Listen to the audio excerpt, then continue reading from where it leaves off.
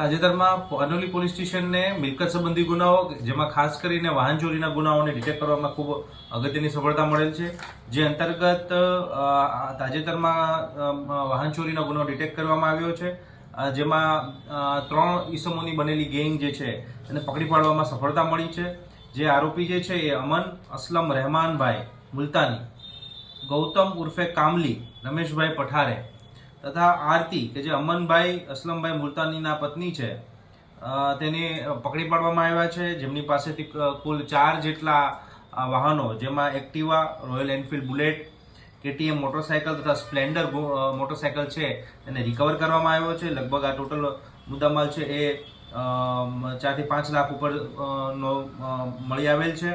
આ ગુનામાં અગાઉ પણ જે પોલીસ સ્ટેશનોમાં ગુના બન્યા હતા તેને પણ ડિટેક્ટ કરવામાં પાનોલી પોલીસને સફળતા મળી છે, જેમાં અંકલેશ્વર રોડનો પોલીસ સ્ટેશનનો 2025નો ગુનો, કોસંબા પોલીસ સ્ટેશનનો 2025નો ગુનો તથા પલસાણા પોલીસ સ્ટેશનના 2025ના ગુનાને ડિટેક્ટ કરવામાં પોલીસને સફળતા મળી છે।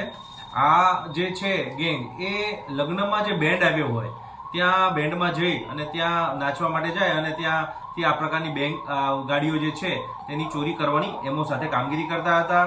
તે પૈકી જે ગૌતમ ઉર્ફે કામલી જે છે તે મહારાષ્ટ્ર રાજ્યના ઔરંગાબાદના ગંગાપુર પોલીસ સ્ટેશનમાં અગાઉ પ્રોહિબિશનના 2-3 ગુનાઓમાં પણ તેની વિરુદ્ધ દાખલ થયેલા છે, એટલે એક પ્રકારે ગુનાહિત ઇતિહાસ ધરાવે છે। તો એક અગત્યનો ગુનો ડિટેક્ટ કરવામાં ભરૂચ પોલીસને સફળતા મળી છે। સર, આ જે મહિલા છે તેની મુખ્ય ભૂમિકા શું હોતી હોય છે?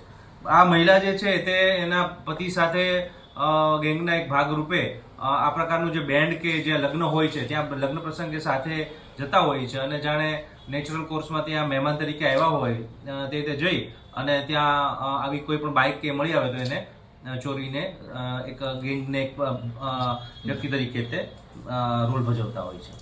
હજુ કોઈ આરોપીની સંડોવણી હોઈ શકે કે વધુ વાહનો? એ બાબતે તપાસ ચાલુ છે, કોઈને સંડોવણી મળી આવશે તો પોલીસ એમાં આગળની કાર્યવાહી કરશે।